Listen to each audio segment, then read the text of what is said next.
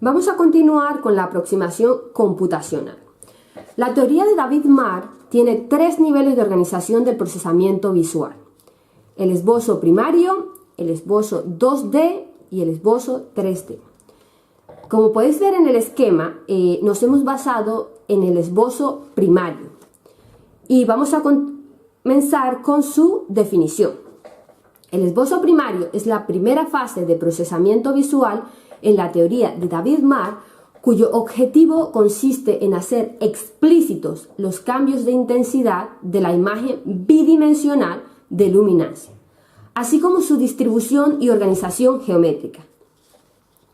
Aquí tenemos el esbozo primario bruto, que es la primera subfase del esbozo primario en la teoría de David Marr, cuyo objetivo consiste en lograr una descripción simbólica de la escena sobre la base de características primitivas, es decir, pasar de una descripción analógica proporcionada por distribución de luminancia que describe la escena a la descripción simbólica basada en las características primitivas. Las características primitivas son unidades elementales e irreductibles de una representación. El punto de partida de esta fase es una representación bidimensional llamada imagen en nivel de grises, la cual es una representación monocromática, monocular y estática.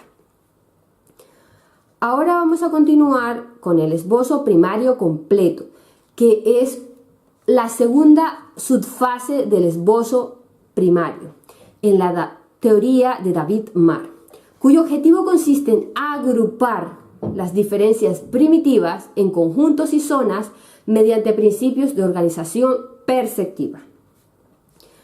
Ahora vamos a pasar al punto 2 del esquema, que es bases fisiológicas del esbozo primario bruto. Y aquí nos dice que el punto máximo de contraste es el punto 0.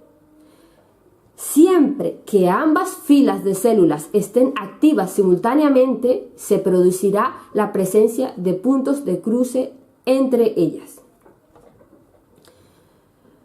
Ahora tenemos en tercer lugar tenemos la valoración de la teoría de David Marr, y aquí nos indican que la principal aportación de David Marr fue la nueva forma de pensar sobre la percepción visual, apuntando a los problemas centrales que toda teoría debe resolver en cada nivel de procesamiento.